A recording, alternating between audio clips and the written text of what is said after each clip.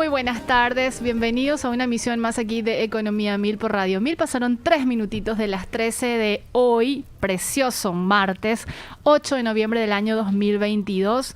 Me encanta este clima, este día. De hecho, a la mañana cuando estaba viniendo, el sol estaba tan radiante, el cielo estaba tan radiante de un color celeste azulado, sin ninguna nubosidad, así que pintaba para un día demasiado lindo. Y la antesala de una gran actividad que vamos a tener mañana miércoles 9 de noviembre, feriado nacional, y estamos hablando del Censo Nacional de Población y Vivienda. Saludo ya al equipo de siempre, Mirna, Priscila, está también Josema, el equipo de control que hace el soporte del canal de YouTube 1000 Noticias AM, Lorenzo, Rodrigo y Cristian. Parpadeé, Josema, tenés paciencia, todavía no incorporé, pero vamos a ir patinando medio casi ya de manera acelerada. Y por supuesto, hoy estamos en mesa. A mí me sorprende porque esta semana, de hecho desde la semana pasada, estamos como Mujeres al Poder y me entusiasma, me genera una sobredosis, sobrecarga de entusiasmo, y hoy estamos... le doy la bienvenida después a vos, ¿vale? Porque voy a ser parte del equipo. Tranquila. Primeramente a Dominica Zavala, que también está como formando parte ya. Le tenemos muy de seguido últimamente. ¿Cómo estamos, Dominica? ¿Qué tal? ¿Qué tal, Prince? Bueno, un gran saludo a la audiencia. Un honor estar acá en este comité de grandes mujeres. Sí. Y también, bueno, darle la bienvenida acá a Adri, que hace... Ahora se nos está reintegrando, que la extrañamos mucho. Sí, el primer día, ¿verdad? Sí, el primer día de su reintegro ya vino.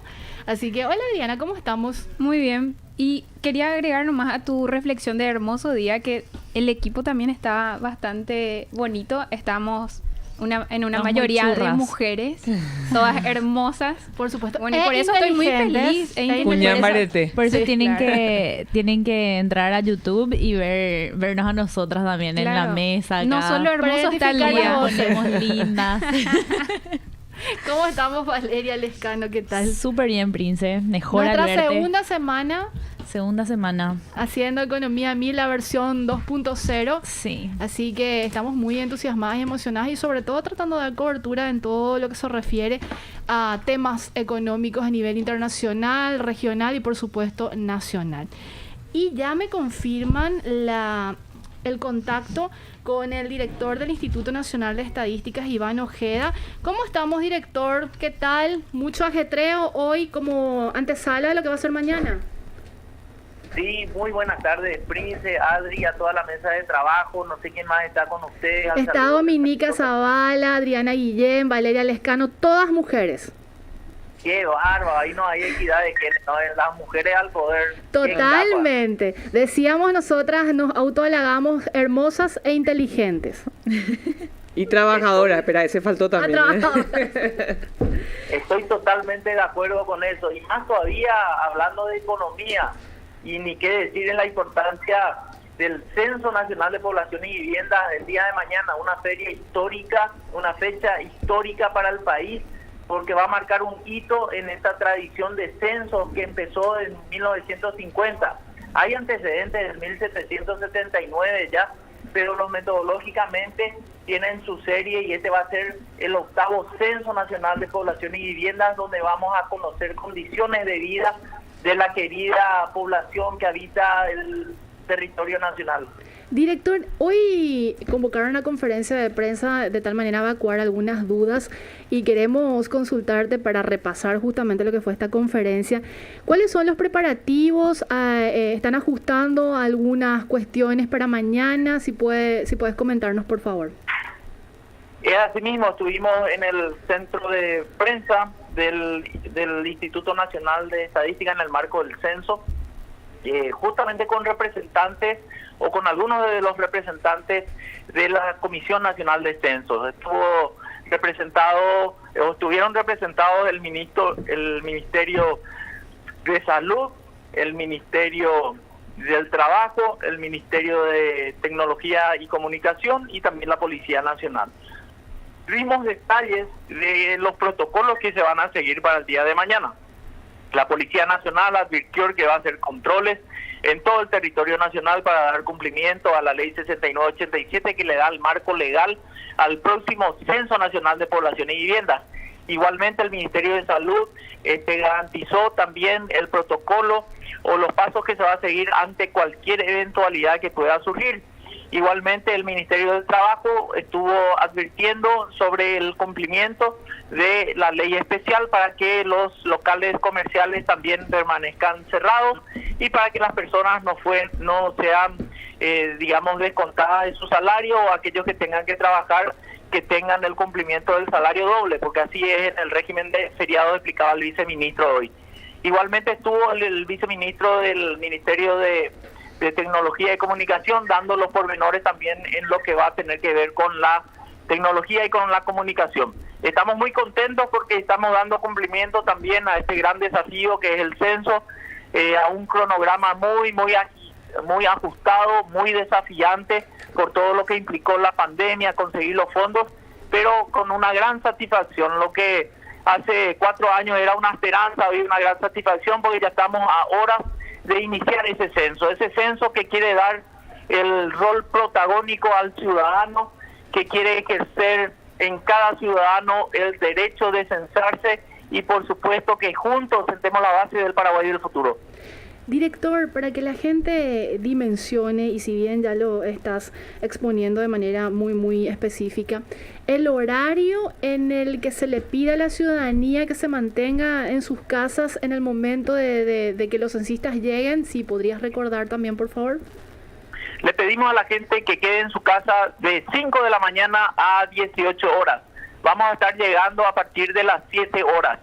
Y les pedimos a la gente que ya haya sido censada que igualmente permanezca en su casa, porque eventualmente podemos regresar al hogar si falta alguna respuesta que no ha sido debidamente contestada, puesto que tenemos esa única oportunidad cada 10 años para conocer cuántos somos, dónde estamos, cómo vivimos, pero por sobre todo qué necesitamos como país para salir adelante. ¿El tiempo de este cuestionario aproximadamente de duración, director? No vamos a tardar más de 40 minutos por hogar promedio, con 65 preguntas que tienen que ver con vivienda y hogar, datos de materialidad, cantidad de bienes de confort que tiene el hogar, también servicios básicos, estructura del hogar, y en los datos de población, sexo, edad, cédula, nivel educativo, profesión, empleo, datos de fecundidad, mortalidad, y también reconocimiento étnico en el caso del censo indígena. Todas las personas que integran el hogar deben ser censadas, y en caso de que haya un menor, ¿responde el padre, el tutor, o cómo se desarrolla eso? Así mismo como está señalando, por los menores de 5 años responderá un familiar, un tutor, y también por las personas con discapacidad, ellos mismos van a realizar el censo. Es la primera vez que en la historia de los censos del Paraguay, y somos el primer y único país que acude a un centro de relevo para que las personas sordas puedan contestar el cuestionario mediante también los intérpretes del lenguaje de señas. Entonces, con esto estamos marcando también un hito en la estadística paraguaya sobre las buenas prácticas, sobre tener un censo inclusivo que permita que todos los ciudadanos estén en el censo. Director, con respecto a medidas de seguridad, en el sentido de que un censista vaya a una determinada casa, si de repente la familia no quiere recibirlo, no quieren responder, ¿cómo van a actuar en ese sentido? Sí, hay un protocolo que tenemos que seguir. En primer lugar es verificar la identidad del censista. Verifiquemos la credencial, donde tenemos que ver las cédulas de identidad del censista, comparar las fotos. Al dorso hay un código QR por el cual nosotros podemos ingresar a la base de datos donde se presenta el listado de censistas y supervisores acreditados para ese día. Igualmente, ante cualquier duda podemos llamar al 911 por todos los temas de seguridad, o al 178. 178 es el número gratuito que el Instituto Nacional de Estadística pone a disposición de la gente para cualquier duda. Una vez que hemos realizado este control de seguridad, le podemos dejar ingresar a nuestra vivienda o a nuestro patio al censista. Este censista no hace falta de que recorra el interior de nuestra vivienda, no hace falta que tome fotografías, tampoco le tenemos que dar ningún documento, dinero y mucho menos hacernos firmar nada. No hay nada que firmar en el contexto del censo, pero también pedimos que reconozcamos ese sacrificio que está haciendo este censista, porque ellos son nuestros héroes y heroínas de este momento en el Paraguay. Van a darnos su tiempo, van a dar su compromiso, su sacrificio, también para recabar información y para que todos tengamos mejores días en el querido Paraguay. Director, con respecto a la cantidad de personas desplegadas para esta actividad, ¿lograron cubrir todo este cupo de censistas, de supervisores? ¿Está todo resuelto esa parte? Estamos muy contentos porque hemos marcado otro hito en la historia de la estadística paraguaya.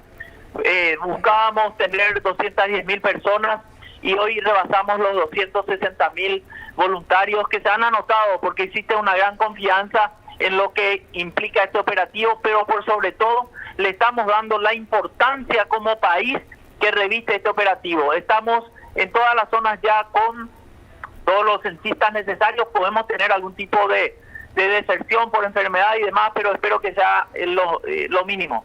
De hecho, director, acá tenemos dos censistas acá, entre Valeria y Adriana, dos economistas que van a trabajar mañana en el Censo Nacional. Sí, queríamos compartirle la alegría de que nos anotamos, yo como censista, Valeria como supervisora, ¿sí? Sí, así. Y estamos muy emocionadas por mañana, por poder ejercer esta función tan importante dentro de la transformación de lo que son los datos de población.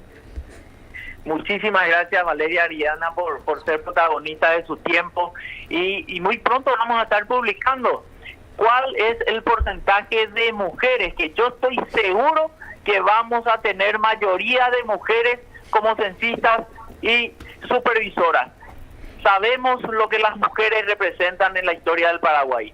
Hasta el propio Papa les declara como la más gloriosa de América Latina, y esta no va a ser la excepción, así que las mujeres van a ser una vez más las grandes protagonistas en la historia del Paraguay. Así que mi homenaje sincero de corazón para cada una de ustedes y en la persona de ustedes también a ese ejército de paz que son los censistas y supervisores.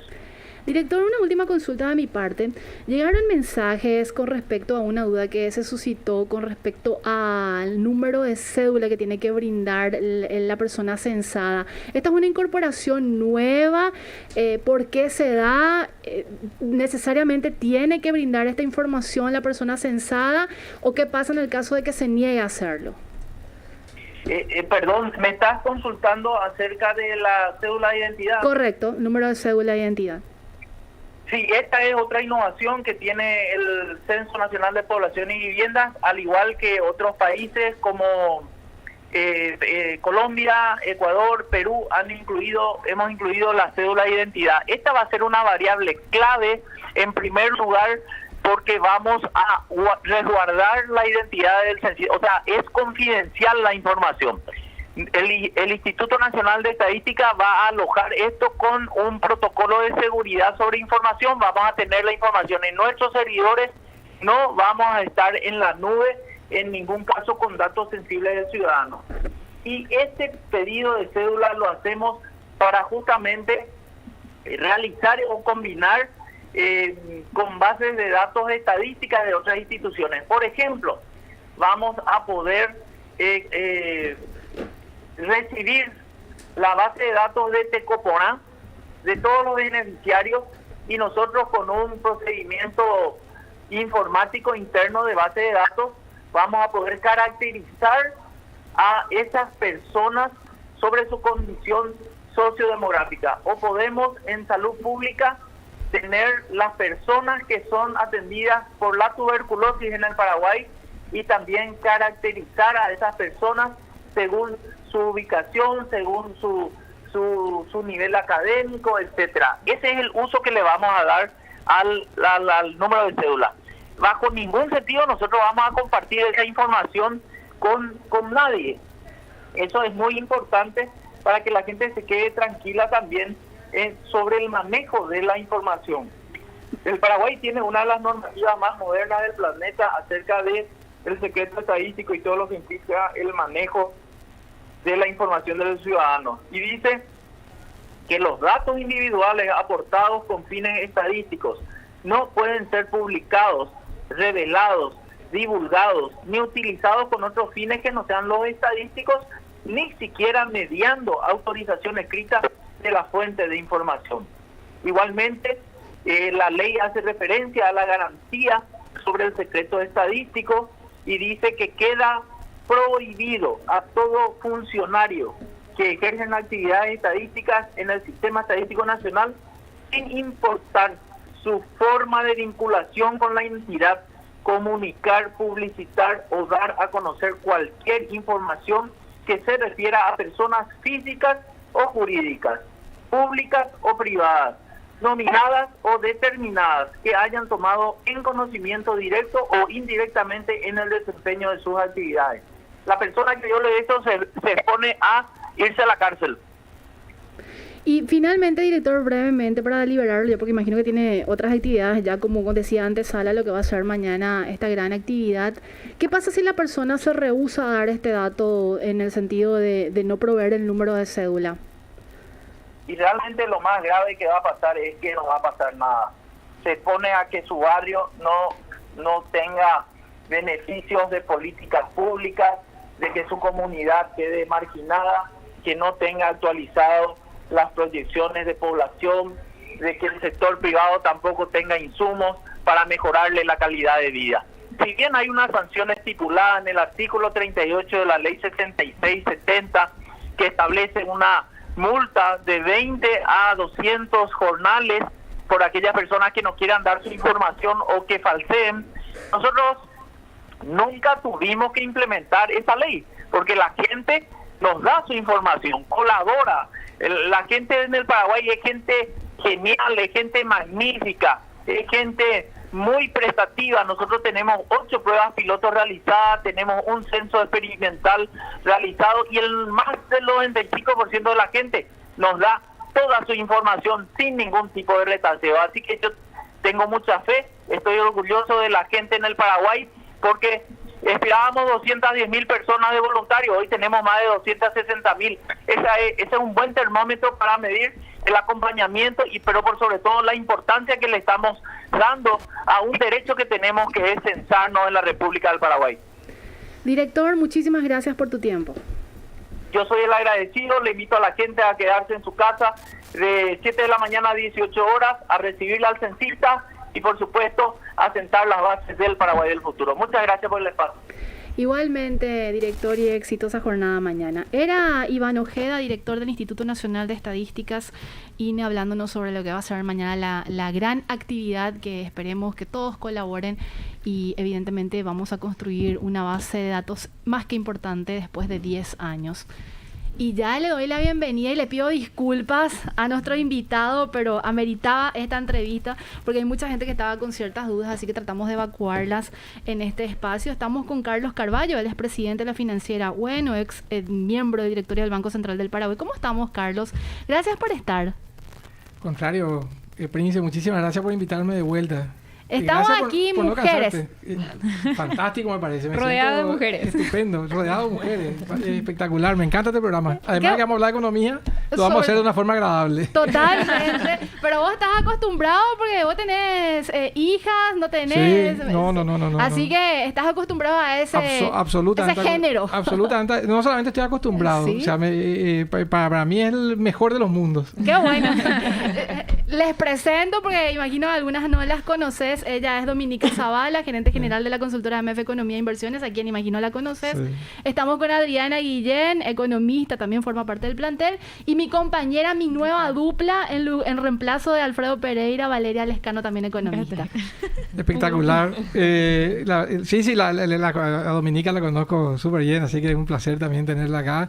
A Adri también, sí. Y bueno, y Valeria, así es. Y Vale, bueno, buenísimo. Muchísimas gracias. Un placer estar acá. A vos por venir y tomarte el tiempo, porque queremos seguir aprendiendo, obviamente, aquí en este espacio. Que después le vamos a preguntar cuánto le va a servir también el Censo Nacional para comparar los datos que van a utilizar también en relación a ustedes, ¿verdad? Que están tratando de bancarizar la población joven, ¿no? Sin duda. Es que yo creo, como decía, le escuchaba atentamente al director, a Iván Ojeda, que yo creo que además hay que reconocerle que está haciendo un trabajo estupendo, digamos, en estadística y censo, para comenzar a haber jerarquizado la institución, digamos, ¿verdad? De convertirla en el INE, en el Instituto Nacional de Estadística, darle nuevas prerrogativas, darle un nivel institucional importante, autonomía, etcétera. Yo creo que es mérito también de su gestión, digamos, y yo creo que vamos a valorar toditos ese... Y por sobre todo la interacción que hace con la misma sociedad, ¿no? Que yo creo que ese engagement a los jóvenes también es muy importante, ¿no? Fantástico, la cantidad de jóvenes voluntarios, lo que demuestra también, digamos, que los jóvenes entienden la importancia, digamos, de este tipo de actividad. O sea, a ver, que el censo salga bien es una cuestión, yo creo que tendría que movilizarnos a nosotros como sociedad, digamos. O sea, una sociedad sin información. Ya vivimos de alguna manera la carencia de información o la falta, digamos, de políticas públicas adecuadas durante la pandemia, que no tuvimos que salir a improvisar, que yo creo que hizo un trabajo estupendo también el técnico, digamos, el gobierno en ese sentido, digamos, en saliendo a improvisar con Pitiguó, Ñangarecó, etcétera. Pero eso de alguna manera no nos debería tampoco dejar orgullosos, digamos, pues salimos a suplir de alguna forma una falta de políticas públicas adecuadas, digamos, en términos de política social y de focalización de recursos, que también es parte, digamos, del déficit que tenemos nosotros en información y en estadística, que si nosotros nos comparamos con el resto del mundo, estamos siempre en los últimos lugares. Entonces, tener un censo, digamos, moderno, adecuado, con las preguntas correctas, digamos, para poder valorar de alguna manera nuestras carencias, nuestras necesidades y hacia dónde tienen que ir los recursos, creo que es de una importancia vital, y me parece que solamente alguien desorbitado puede estar en contra de una tarea de esta naturaleza, digamos. Entonces, totalmente. Fuerza, digamos, para las compañías censistas. Espero que no le haga mucho calor. Sí. No, que se hidraten bien. Sí, así que nos reciban bien. Pero yo digo que qué importante eso que mencionabas, Carlos, porque yo me pongo a pensar lo que era posiblemente el tema de los voluntarios, ¿no? Que es algo, de alguna manera, que yo creo que agarró un ímpetu ahora con los Juegos ODESUR. O sea, lo importante es que somos una nación joven y de que los jóvenes quieren ser protagonistas, dado las herramientas correctas, ¿verdad? La importancia también de los convenios que había hecho el INE con las universidades para darle horas. Entonces, creo que toda esa integración de darle ese protagonismo, ponerle al joven en el centro de la cuestión, ¿verdad? Porque eso es algo nuevo, eso es algo que no se tenía. Antes tampoco teníamos la tecnología para poder hacer eso. Estoy muy de acuerdo con eso. De hecho, tuvimos muchas conversaciones con Valeria sobre este tema.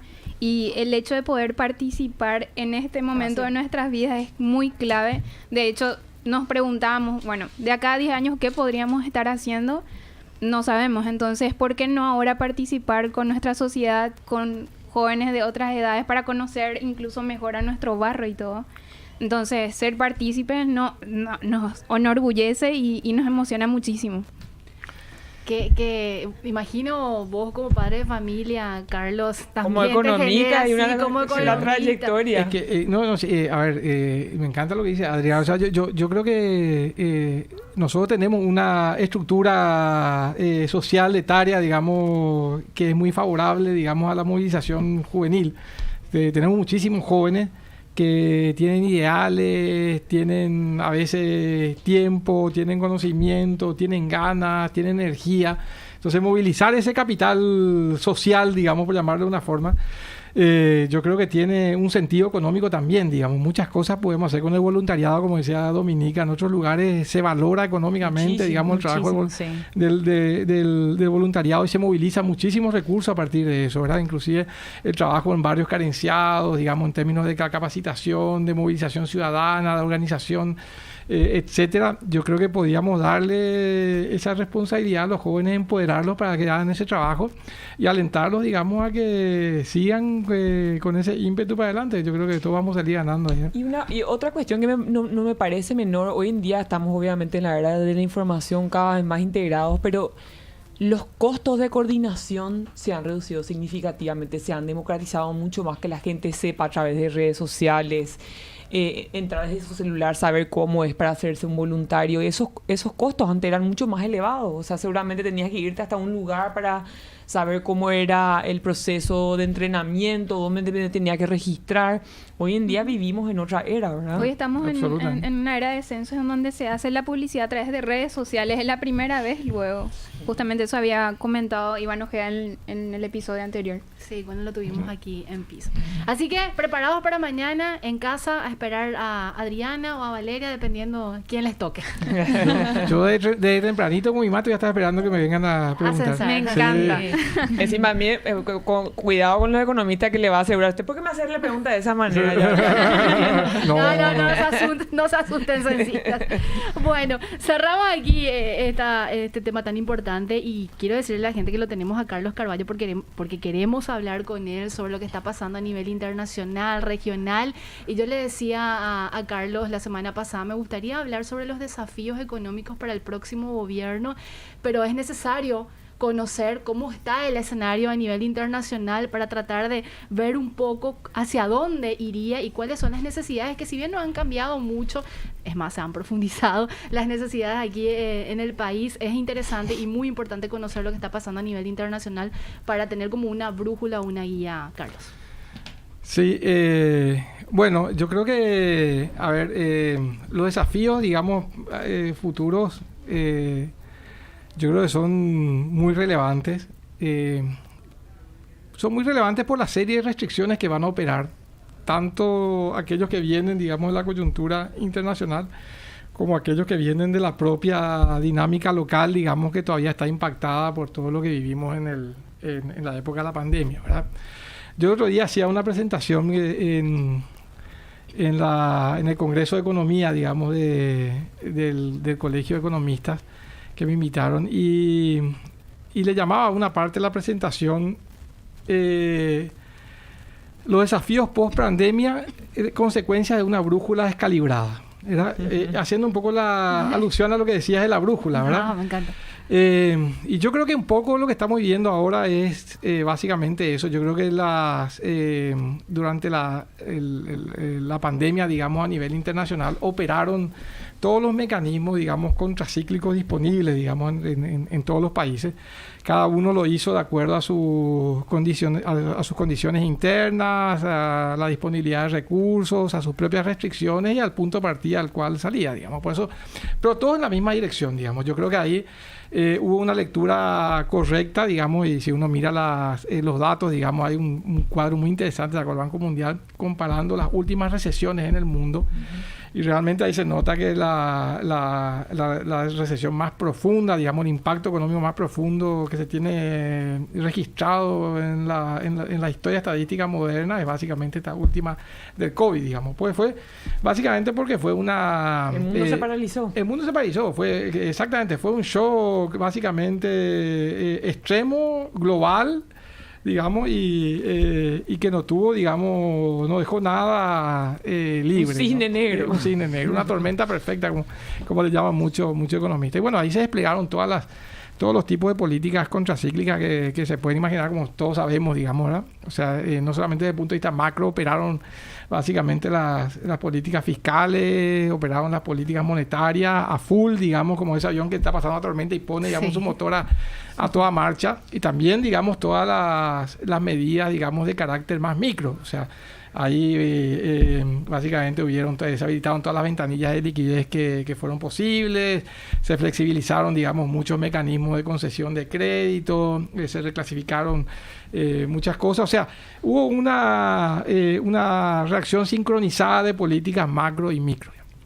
Eso dejó un mundo, o sea, nos permitió mitigar mucho el impacto de la pandemia. Yo creo básicamente el impacto en términos de empleo, de pobreza, etcétera, y el proceso de recuperación, que todos discutíamos básicamente qué letra nos iba a tocar, digamos, si la B corta, ¿se acuerdan? La W, la U, etcétera. Casi todas las economías, sobre todo aquellas que tenían cierta libertad de mercado, reaccionaron muy rápidamente, y tanto el empleo como el producto, etcétera, se recuperó en B corta, ¿verdad? Pero toda borrachera deja después, digamos, su resaca. Entonces, Así es. yo creo que estamos viviendo una resaca y me parece que un poco la discusión es si en la resaca tomamos el remedio correcto o no, digamos. ¿Verdad? Pero, si Carlos, tomamos yo el Jerón o no tomamos el Jerón. Yo quiero agregarle a tu resaca Sí. un componente que tampoco se veía venir, el conflicto bélico entre Rusia y Un Ucrania. También. golpe, entonces. Que ese para mí es un shock adicional a esto, Lo que ¿verdad? pasa es que tomaste el remedio y era vodka, ¿verdad? Y bueno, Seguramente. hay mucha gente que dice que el alcohol se cura con alcohol, pero a mí me parece que eso no funciona muy bien. Yo me ¿verdad? declaro ignorante en ese ámbito. Eso no funciona muy bien. Pero bueno, ahí el problema fue básicamente que encontramos, todas estas políticas sin precedente, digamos, contracíclicas, generaron un aumento muy fuerte, digamos, la demanda agregada global. Y a su vez, concomitantemente, tuvimos básicamente muchas restricciones por el lado de la oferta. ¿Verdad? Todos los problemas, el lockdown, digamos, el cierre, digamos, del mundo generó un cuello de botella en términos logísticos, de producción de insumos básicos, etcétera. Con lo cual, eso básicamente, si vos tenés un desequilibrio de demanda y oferta tan fuerte, ajustá por precio, digamos, ¿verdad? Entonces, todo comenzó siendo básicamente un ajuste de precios de costos, digamos, o sea, tuvimos una subida de precios de los costos, digamos, de producción, y eso rápidamente se contagió a otros precios, etc. Bueno, eso discutimos muchas veces, digamos, y generó todo el problema básicamente de inflación a escala mundial, digamos, o sea, una suba generalizada de los precios. Yo creo que la brújula es calibrada bien ahí. Y esa era una discusión que teníamos ya hace bastante tiempo atrás, a nivel local algunos.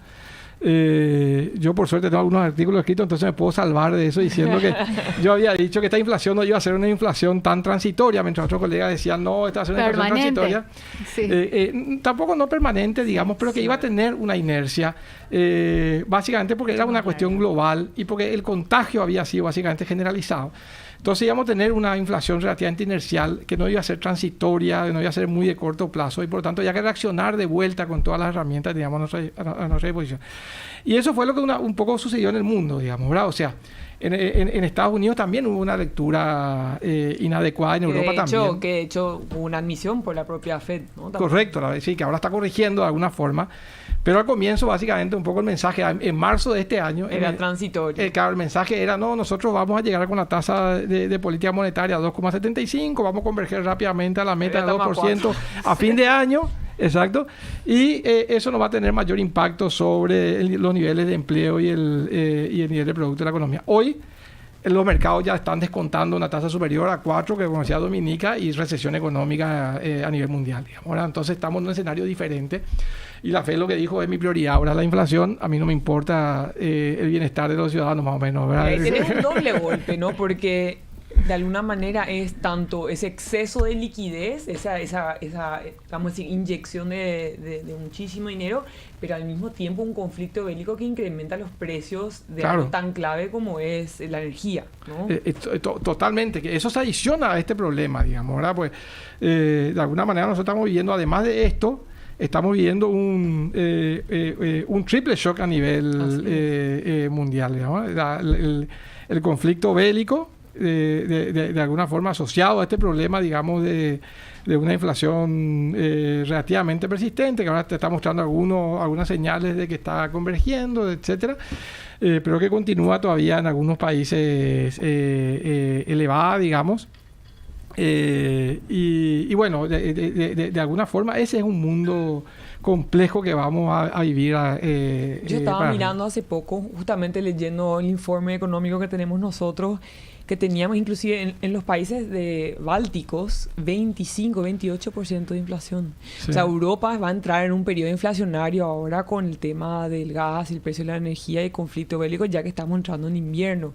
Justamente hace poco hablaba con un fondo holandés que nos comentaba que iban a tener un gran problema también ellos con el flujo de comida, porque Holanda es un gran productor de ¿cómo se llama? De insumos en ¿cómo se llama esto? En los ¿cómo se dice? En los tipo warehouses donde ellos plantan depósitos. Sí, depósitos, ¿verdad? Y usan mucha energía. Uh-huh.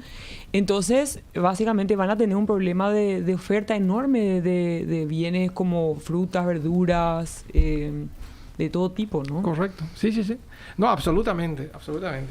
Y nosotros tampoco nos escapamos, digamos, de alguna forma de estos desafíos, ¿verdad? Yo creo que todos vamos a tener de alguna forma o vamos a compartir con el mundo desafíos similares. O sea, a ver, lo que vamos a encontrar en los próximos años es una economía mundial creciendo poco, digamos, en recesión, con una inflación que probablemente va a estar relativamente controlada, pero todavía elevada, con tasas de interés, digamos, en los países desarrollados que van a persistir un buen tiempo todavía alta, y con un costo de fondeo, digamos, por la liquidez que va a haber y liquidez que va a haber en los mercados internacionales y la tasa de interés elevada, que va a ser básicamente también un freno, digamos, para crecer, para financiar, digamos, crecimiento económico en el futuro. Y a su vez los países internamente, nosotros no somos, digamos, la excepción, también vamos a tener que reacomodar nuestra macro.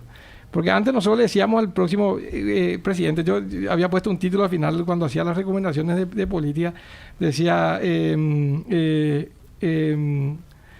deporte extremo, ¿cómo le llamaba? A ver, un trabajo riesgoso, la aventura de ser próximo presidente del Paraguay, algo así le llamaba, por todos los desafíos que tiene que enfrentar, ¿verdad?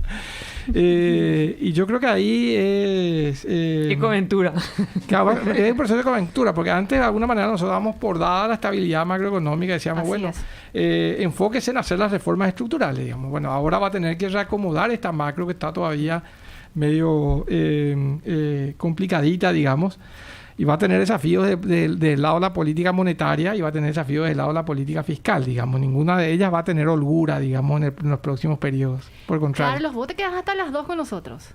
Con nosotras. Sí. Hasta las 2. Me gustaría hacer una pausa ahora y profundizar sobre lo que estás mencionando, la política monetaria, fiscal. Así que tenemos, mira, yo tengo acá una serie de consultas que le agradezco a nuestra compañera, una gran economista, que la vamos a traer oportunamente, Ingrid Herrera. Así que tenemos el soporte de sus preguntas también y queríamos compartir contigo y con la audiencia. Fantástico. Y con las compañeras aquí. Les recuerdo que está Carlos Carballo, presidente de la financiera Bueno, miembro del directorio del Banco Central del Paraguay, y las compañeras Valeria Lescano, Dominica Zavala, Adriana Guillén y el equipo, por supuesto, humano de Economía 1000. Hacemos nuestra primera pausa y única, de hecho, Josema, y volvemos enseguida. Radio 1000 te escucha, te informa. ¿No sabes cómo maximizar tus ahorros? Desde Regional Casa de Bolsa te damos la oportunidad de invertir de forma diversificada desde 10 millones de guaraníes en nuestros fondos mutuos, con un rendimiento anual objetivo del 5%, sin perder acceso inmediato a tu capital y generando ganancias diarias. No existe plazos ni penalidades y podés retirar tu dinero en tan solo 24 horas. No te preocupes más y convertite en un inversionista dentro del mercado bursátil. Escribinos en contacto @regionalcasadebolsa.com.py. Invertí en vos y en tu futuro con Regional Casa de Bolsa. En esta época de sequía, Granusa, excelencia en nutrición animal. Con su línea para bovinos de carne, leche y equinos, pone a disposición de los productores técnicos altamente calificados para la elaboración de la mejor estrategia nutricional, de acuerdo con la disponibilidad de pasto y con los objetivos de cada categoría de animal. Granusa, excelencia en nutrición. Encontranos en www.granusa.com, Facebook e Instagram. Buenas tardes y muchas gracias por acompañarnos un día más en C9N. 5 años siendo el primer canal de noticias por aire en Paraguay y Latinoamérica. Trabajamos en vivo. Vamos rápidamente hasta el este del país. Vayamos a la información en vivo. Ya en vivo, de exteriores. 5 años llegando primero a donde nadie llega. 5 años relatando noticias de una forma diferente, con opinión propia e independiente. Porque desde hace 5 años somos los primeros. C9N, el canal número 1 de noticias en Paraguay. Contactate con nosotros al WhatsApp de la radio 0994-674-000 o a la línea baja 021-302-600. Radio 1000.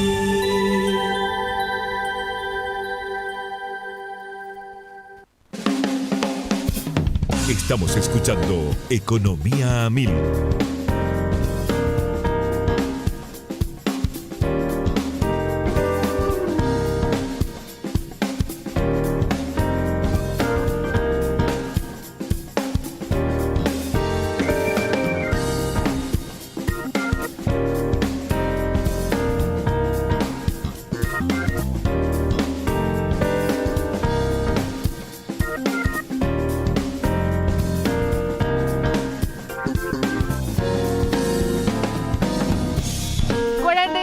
Pasaron de las 13 de hoy, martes 8 de noviembre del año 2022, avanzando lentamente el mes de noviembre y ya como decíamos a puertas de una gran actividad mañana miércoles 9 de noviembre.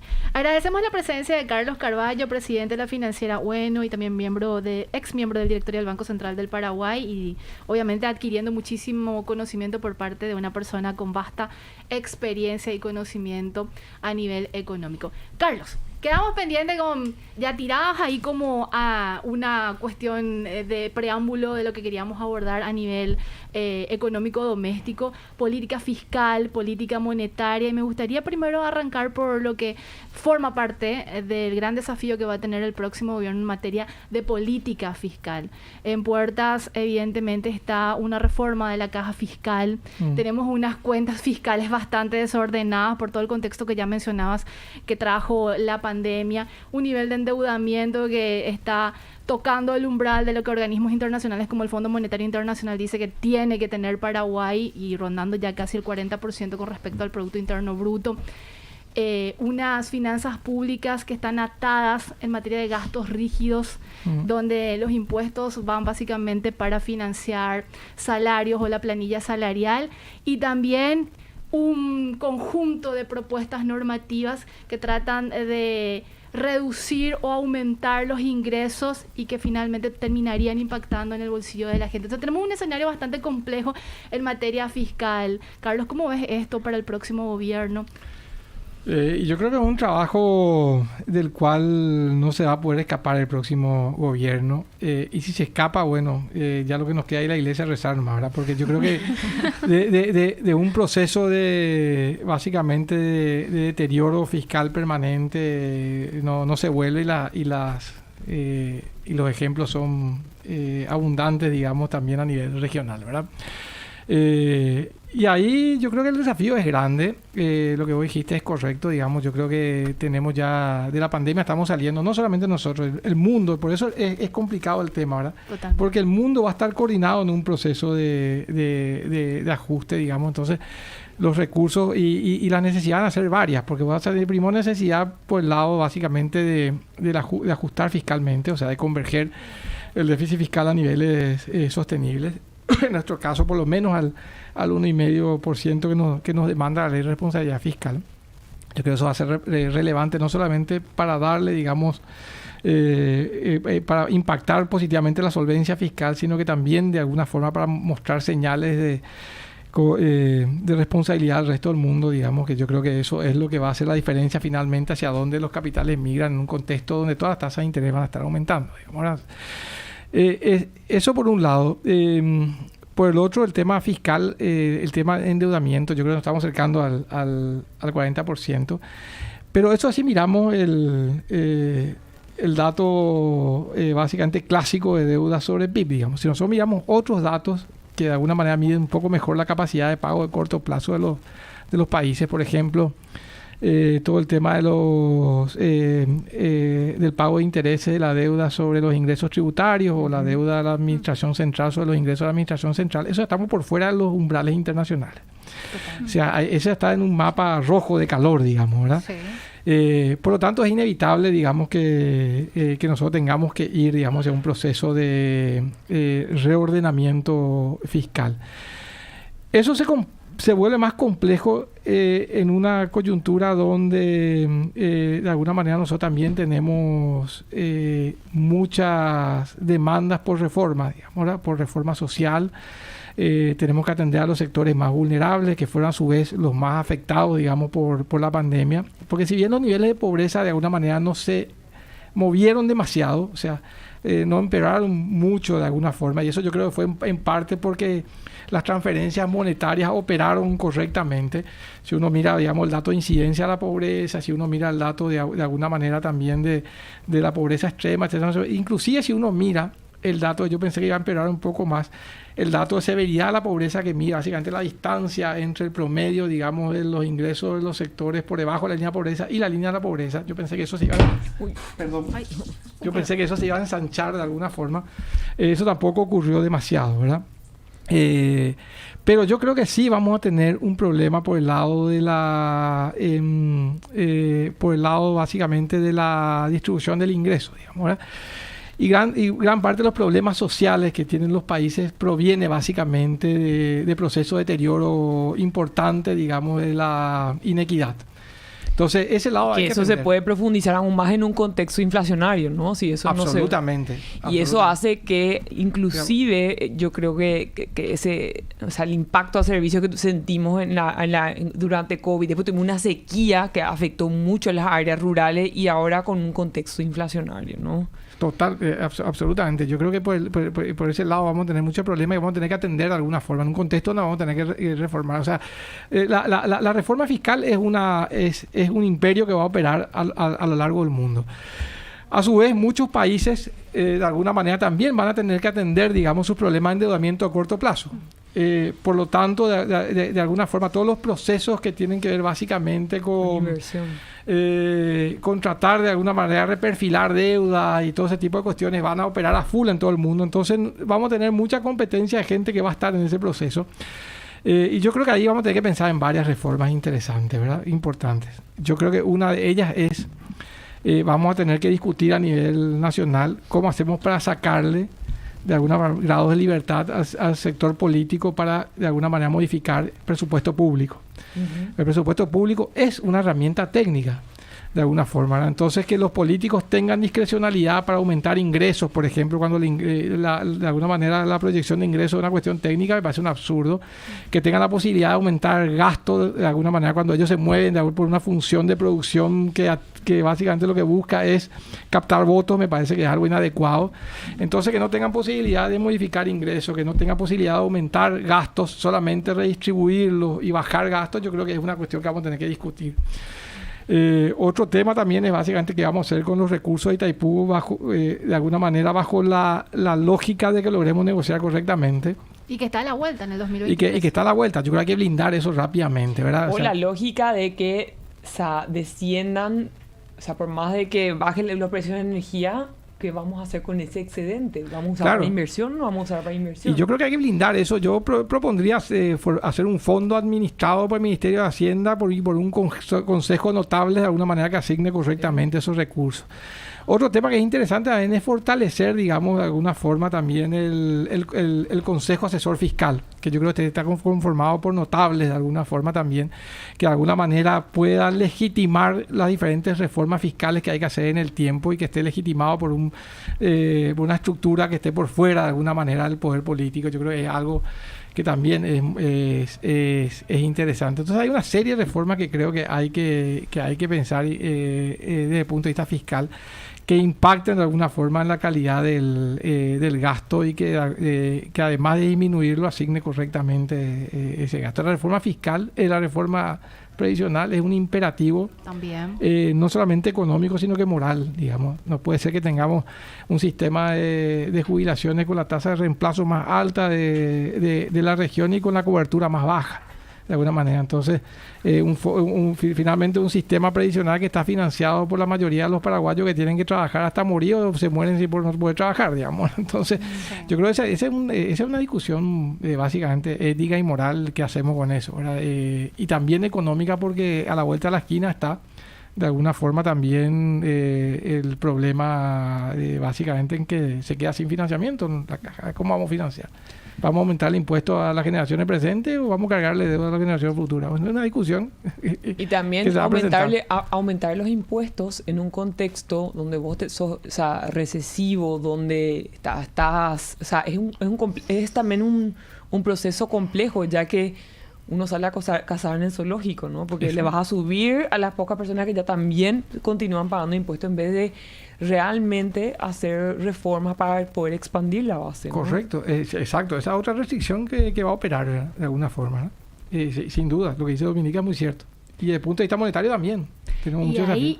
Y quiero aprovechar porque nos quedan 8 minutitos aproximadamente, Carlos. Yo sé que va a ser, y es muy poco el tiempo, pero al menos de modo general, la política monetaria que viene implementando el Banco Central en este escenario, y que recordemos que el principal objetivo es mantener los precios o la estabilidad de los precios y lo de la estabilidad del sistema financiero.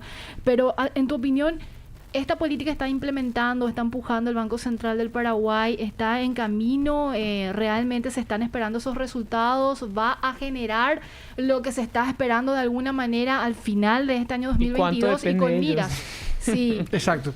Sí, yo creo que la dirección es correcta, eso siempre dijimos, ¿verdad? Sí. La dirección es correcta, porque de alguna manera también uno puede avalar eso por lo que está pasando en el mundo. Todos están llenos en esa dirección. Yo creo que la prioridad hoy en día de las autoridades monetarias es de alguna manera la inflación, el foco está en la inflación. Inclusive aquellas autoridades monetarias que tienen dentro de su carta orgánica otros objetivos, como Estados Unidos, por ejemplo, también tiene el tema del empleo y el crecimiento, pero todos de alguna manera están enfocados en ese flagelo porque realmente es un mal que hay que combatir, digamos, ¿verdad? Yo creo que es el mal más perverso que podemos tener en la economía porque de alguna manera afecta a la población más pobre de forma inequitativa. Pero yo creo que la dirección es la correcta, ¿verdad? Tal vez algunas discusiones que tuvimos en su momento fue respecto al timing y a la intensidad. O sea, yo creo que nosotros desde marzo de 2021 ya veíamos que la inflación en todas sus medidas está aumentando, tanto la inflación total como la núcleo, como la subyacente, como la X1, como la de no transable, etcétera, ¿verdad? O sea, ¿eso qué significa? Eso significaba que ya, si bien gran parte de la población, gran parte de la inflación de alguna manera estaba impactada por fenómenos exógenos con aumento de los alimentos y los combustibles, había cierto contagio ya en expectativa, estaba impactando, digamos, las medidas más locales de inflación. Entonces había un rol para la política monetaria a través del canal más relevante que tiene que ver el canal de las expectativas. No el de demanda agregada, porque de alguna manera el shock que estábamos teniendo era un shock básicamente de oferta, pero sí el canal de las expectativas estaba abierto y operativo. Y bueno, las tasas de interés comenzaban a subir recién en agosto, 25 puntos básicos. Entonces lo que nosotros decíamos, bueno, nos parece que la reacción fue un poco tardía y fue un poco tibia.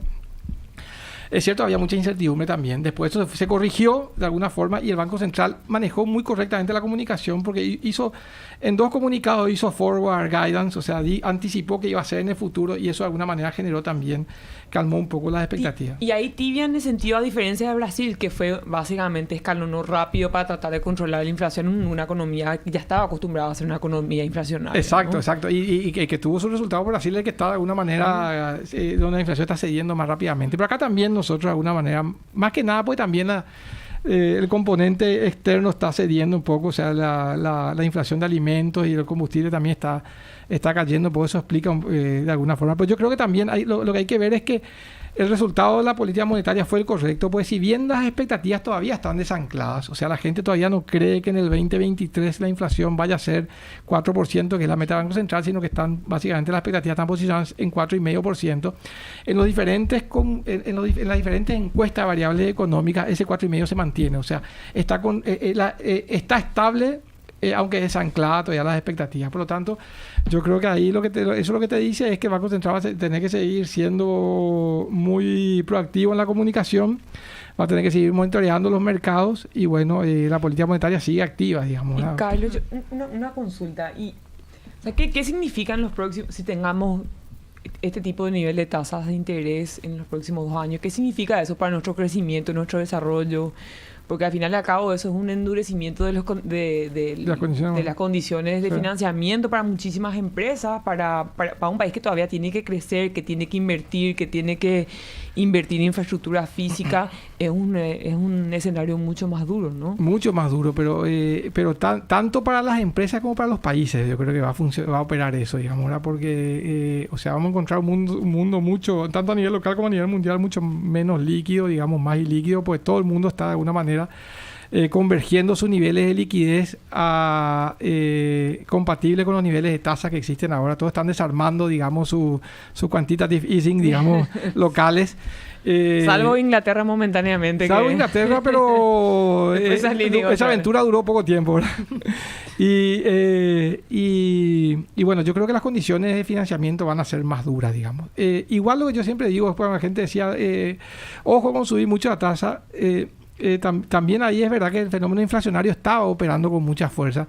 Entonces las tasas nominales igual iban a subir, digamos, ¿verdad? Porque si las expectativas de inflación son crecientes, las tasas también van a crecer, digamos, en ese contexto. Pues básicamente, pues, si las tasas reales pueden permanecer, digamos, de alguna manera baja por una expectativa de inflación y de evaluación futura, digamos, las tasas también van a subir. Entonces, de cualquier manera, van a subir de alguna forma. O sea, el mercado iba a ajustar estos desequilibrios, digamos, iba a ajustarlo por algún lado. Entonces, es mejor que se ajuste, digamos, por una política consistente con la realidad económica que estamos viviendo, que por componentes inflacionarios, por ejemplo, que además de todo afectan el bienestar de la población. Totalmente. Yo tengo una preguntita más, si me das tiempo. Tenemos 3 minutos y queremos hablar del tipo de cambio, pero adelante, Dominica, adelante. No, mi pregunta más que nada era si teníamos, bueno, obviamente tasas mucho más restrictivas, pero vamos a tener una condición regional de políticas fiscales o gobiernos con tendencia a políticas fiscales expansivas. ¿Qué significa eso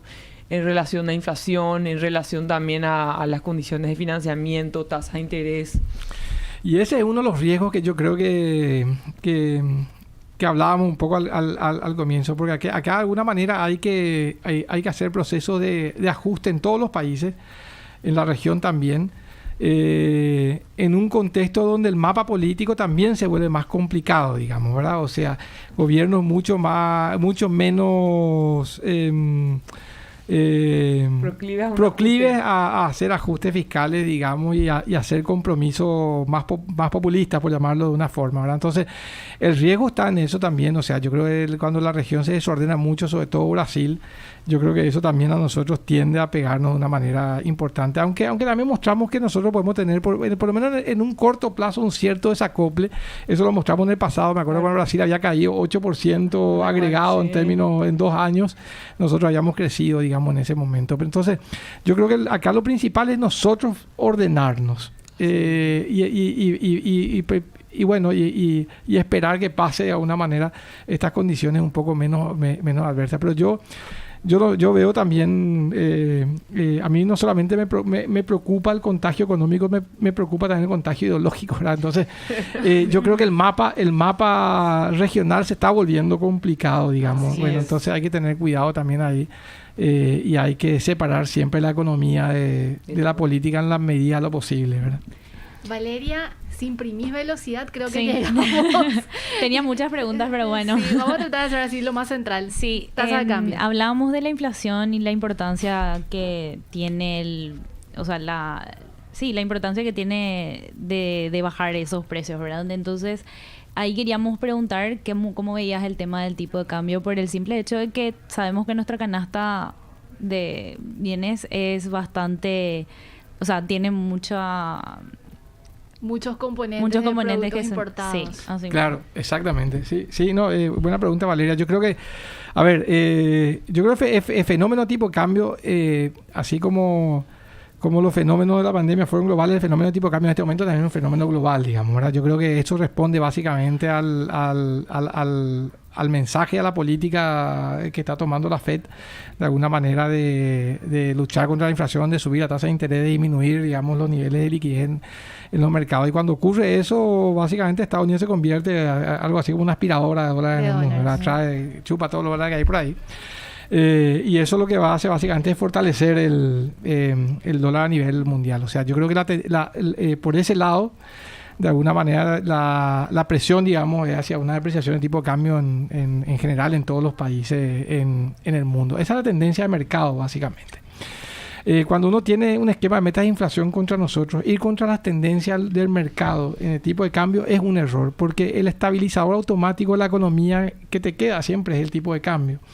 Digamos, si uno controla tipo de cambio, por más que uno quiera a través del tipo de cambio controlar los precios de alguna manera, lo que haces es básicamente le dejas al sector real el ajuste. Si el tipo de cambio no es capaz de alguna manera de operar como en su rol de amortiguador de los shocks y estabilizador automático, en un contexto además donde el precio de los commodities está cayendo, entonces eso puede impactar aún más los niveles de actividad. Para mí sería un error, para mí el tipo de cambio tiene que flotar, a no ser de alguna manera que se identifique que algún fenómeno, digamos, de depreciación muy acelerada responde a factores que no tienen que ver con los fundamentos de la economía, y sí hay un rol para el Banco Central de intervenir, de alguna forma, tiene las reservas suficientes para hacerlo. Pero yo creo que acá lo que hay que usar es básicamente si uno tiene un problema de inflación, hay que recurrir de alguna manera a los instrumentos que uno tiene básicamente disponibles, que son la tasa de política monetaria para impactar la tasa interbancaria, los comunicados y la credibilidad, que son los tres instrumentos que tenés para combatir la inflación, ¿verdad? Tipo de cambio no haría eso. Carlos, no te recomendaría. comprometo a un nuevo capítulo de Economía a Mil porque nos quedaron varias preguntas pendientes. Te invitaría dentro de un mes aproximadamente. ¿Te venís otra vez? Mira, como ya te compromete en línea. Muchísimo gusto. La próxima vez prometo no tirar el agua. Otra botella No, pero plástica. tenías que enfriar las cosas, está bien. Hay que enfriar la economía, hay mucha inflación. El tema era bastante álgido. No, un placer siempre venir acá. Me encanta el programa. Creo que es... Vos sos nuestro fiel oyente, solés decirnos. Siempre escucho. Siempre escucho. A pesar de que me encanta el fútbol, hay puro fútbol ahí, me gusta más la economía y lo que ustedes hablan. Así que siempre les escucho. Y ahora estamos equipo mujeres con más razón.